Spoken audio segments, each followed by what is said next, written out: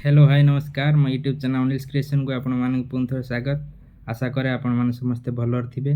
वर्तमान परीक्षार ऋतु चली दशम श्रेणी छात्र छात्री माने तांकर परीक्षा दे चली दुईटी विषय सरीगलानी साहित्य एवं इंग्राजी विषय सरीगलानी।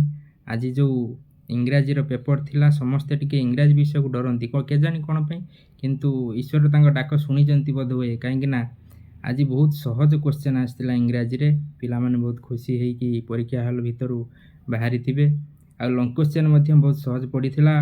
एसे application report writing long question बहुत सहज पड़ीथिला। पिला माने बहुत सुंदर भाव में आंसर करिथिबे एवं हस हस मुखरे परीक्षा हॉल भितर बाहरी थिबे बोली मोर आशा।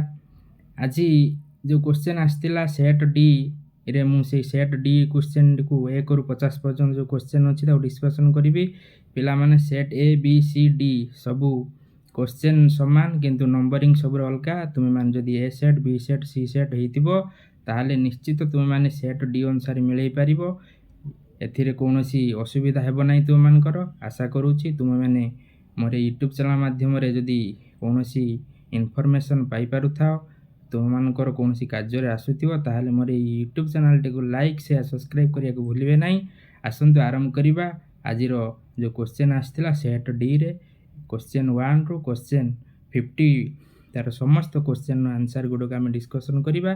तापर तुम मानकर तुम क्वेश्चन टी को मिलेब तापर केते मार्क रही चेक करूँ। आशा करूँ तुम निश्चित भल कर तुम मानकर आगामी परीक्षा जो सब अच्छी आहरी 4टी पेपर अच्छी सेगुड़िक भल हे बोली मु ठाकुर ठारे प्रार्थना करुच्ची। आसंतु आरंभ करवा आज इंग्राजी पेपर पढ़ी क्वेश्चन।